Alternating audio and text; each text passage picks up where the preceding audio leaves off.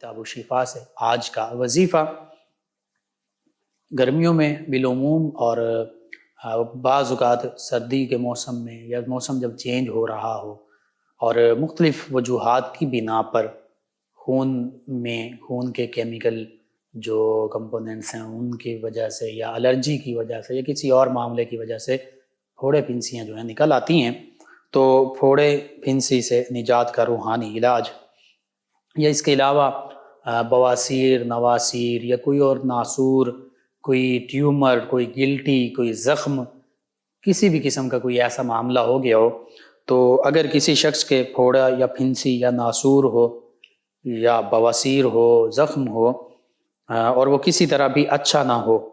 تو 7 دن تک 300 مرتبہ اللہ رب العزت کا اسم مبارک یا رقیب پڑھ کر اس زخم پر، پھوڑے پر، پھنسی پر، ناسور پر دم کیا جائے، بفضلہ تعالی وہ زخم، پھوڑا، پھنسی یا ناسور وغیرہ بالکل اچھا ہو جائے گا۔ اللہ رب العزت کا اسم مبارک یا رقیب روزانہ 300 مرتبہ 7 دن تک پڑھیں، دم کریں، پانی پر دم کر کے پانی بھی پی سکتے ہیں۔ دوسرا روحانی علاج یہ ہے کہ یہ درج ذیل دعا اس کو زخم پر ہاتھ رکھ کر پڑھیں، انشاءاللہ درد سے بھی نجات حاصل ہوگی۔ اور یہ صحیح مسلم میں آقا کریم صلی اللہ علیہ وآلہ وسلم کا عمل مبارک، آقا کریم صلی اللہ علیہ وآلہ وسلم کے پاس جو بھی مریض آتا، نبی کریم صلی اللہ علیہ وآلہ وسلم اپنا لعاب دہن مبارک مدینہ طیبہ کی مٹی پر لگاتے اور وہ مٹی اس مریض کے جسم پر ملنے کا حکم دیا جاتا۔ وہ مریض جو مدینہ طیبہ کی خاک پاک، جو خاک شفا ہے، اور آقا کریم صلی اللہ علیہ وآلہ وسلم کا لعاب دہن مبارک جو کہ بیماریوں کے لیے شفا ہے، وہ لگاتے تو صحابہ کرام علیہم رضوان شفا پاتے۔ دعا اور ترجمہ سماعت فرما لیں۔ بسم اللہ تربت ارضنا، بسم اللہ تربت ارضنا، برقیقۃ بعضنا، برقیقۃ بعضنا، لیشفى به سقیمنا، لیشفى به سقیمنا، بإذن ربنا، بإذن ربنا، اللہ کے نام سے ہمارے ملک کی زمین کی مٹی ہے، ہمارے باز کا لعاب ہے، تاکہ ہمارا مریض اللہ کے حکم سے شفا پائے۔ تو یہ بہت ہی مجرب عمل، آقا کریم صلی اللہ علیہ وآلہ وسلم کا معمول مبارکہ یہی، یہ دعا بھی پڑھی جائے اور زخم پر ہاتھ رکھ کر پڑھیں، انشاءاللہ اللہ تعالی شفا عطا فرمائے گا۔ اسی طرح تیسرا روحانی علاج، جو شخص پھوڑے پھنسی کے مرض میں مبتلا ہو، اسے چاہیے کہ شہادت کی انگلی پر اپنا لعاب دہن لگائے اور پھر 3 بار بسم اللہ اللہ اکبر، بسم اللہ اللہ اکبر، بسم اللہ اللہ اکبر، یہ 3 بار پڑھے اور ایک بار سورۃ الزخرف کی آیت مبارکہ 79، سورہ الزخرف آیت مبارکہ 79 ام ابرموا امرا فإنا مبرمون، ام ابرموا امرا فإنا مبرمون، یہ پڑھ کر دم کرے اور وہ لعاب پھوڑے پھنسی یا زخم پر لگائے، انشاءاللہ اللہ تعالی شفا عطا فرمائے گا۔ اور چوتھا روحانی علاج، اور یہ عملی علاج بھی ہے اور یہ بھی بہت مجرب ہے، اور حقیقت یہی ہے کہ جو اللہ کے بندوں کو نفع پہنچاتا ہے، اللہ رب العزت اس کی مشکلات آسان فرما دیتا ہے، اس کے مسائب، پریشانیاں، اس کے امراض سبھی دور فرما دیتا ہے۔ تو یہ سیدنا عبداللہ بن مبارک اللہ کے ولی ہیں، ان سے ایک شخص نے عرض کیا کہ میرے گھٹنے میں 7 سال سے ایک پھوڑا نکلا ہوا ہے، یوں سمجھ لیجئے کہ اب تو وہ ناسور بن چکا، کینسرک